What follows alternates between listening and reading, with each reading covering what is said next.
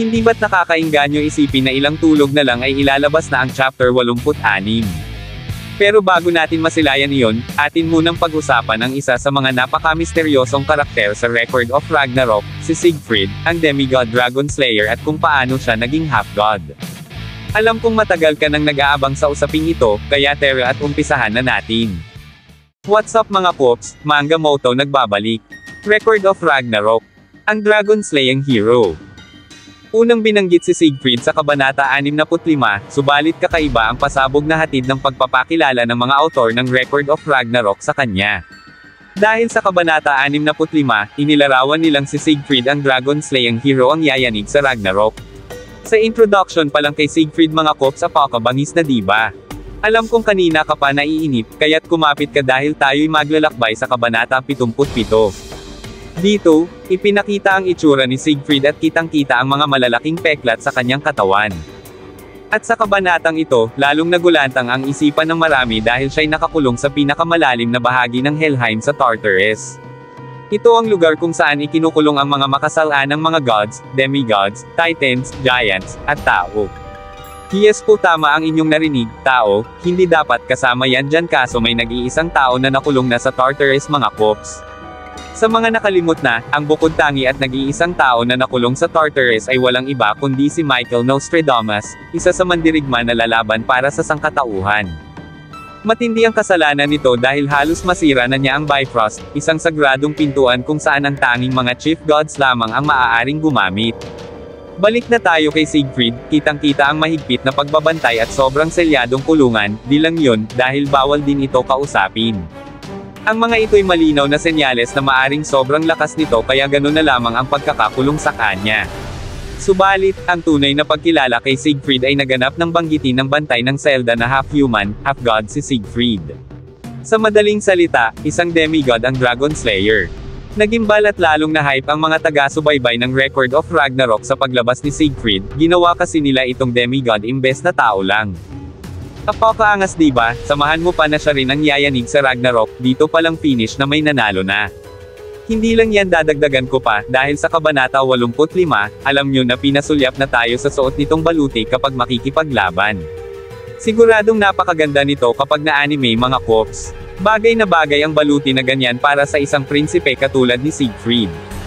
Dumako na tayo kay Buddha, base sa sinabi nito ninakaw ni Siegfried ang magic swordgram ni Odin at pinatay pa nito si Fafnir, ang fire dragon. Ito daw ang dahilan kaya pinakulong ang Dragon Slayer sa Tartarus. Pero gaya nga ng sinabi ni Buddha, hindi ito sapat para makulong doon si Siegfried.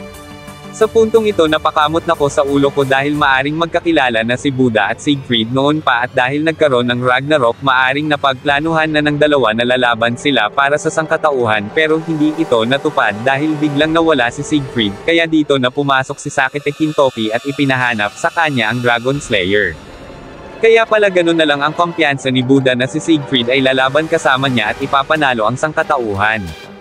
Ngayon naging malinaw na, ang Dragon Slayer ay makikipagpatayan talaga para sa sangkatauhan, ngunit may kasama rin itong masamang balita. Dahil akala ko ay pwedeng kunin si Siegfried sa Tartarus basta isasama sa roster ng humanity pero hindi pala talaga maari, inilahad sa atin ni Buddha na hindi pwedeng kunin basta-basta ang Dragon Slayer sa kahit anumang paraan dahil sa matinding impluwensya ni Odin sa God's Council. Grabe ang mga revelasyon sa Kabanata 85, isa sa mga napapag-usapan ngayon ay kung paano naging half-god si Siegfried.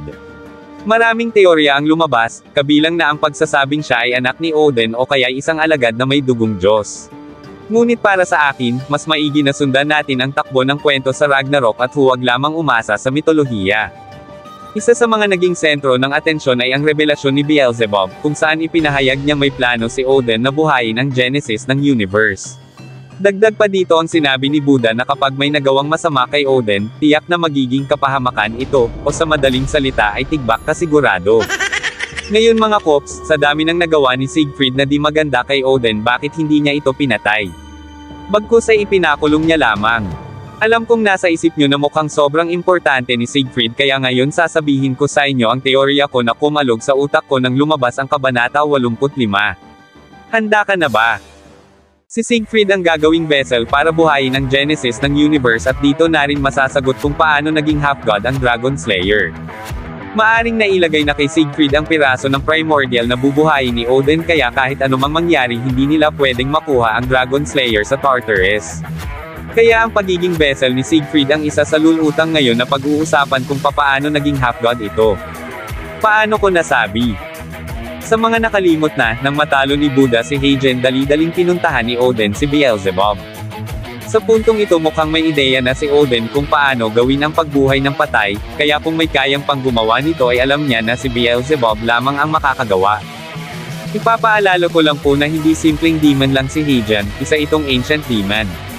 Nasira lang naman niya ang kalahati ng Helheim sa kanyang panahon. Dagdag kaalaman mga pops, alam nyo ba na hindi alam ni Zeus at ng iba pang gods kung sino si Heijen? Ang nakakaalam lamang ay sina Hades at Beelzebub kung sino ang ancient demon na lumabas sa arena. Ngayon, pag-usapan natin ang tanong na tila ba iniisip ng marami, ganun rin ba ang gagawin ni Odin para muling buhayin ang genesis ng universe? Ang aking sagot sa usapin na ito ay maaaring oo, sapagkat isang ancient demon lord ay nagtagumpay na maibalik ito, paano pa kaya ang isang primordial god? Kaya para sa akin, naging malinaw ang lahat kung bakit sobrang selyado ang pagkakakulong kay Siegfried, para bang isa itong malaking banta sa seguridad ng kalangitan. Ito ay isang teorya na maaaring isama sa ating teorya content.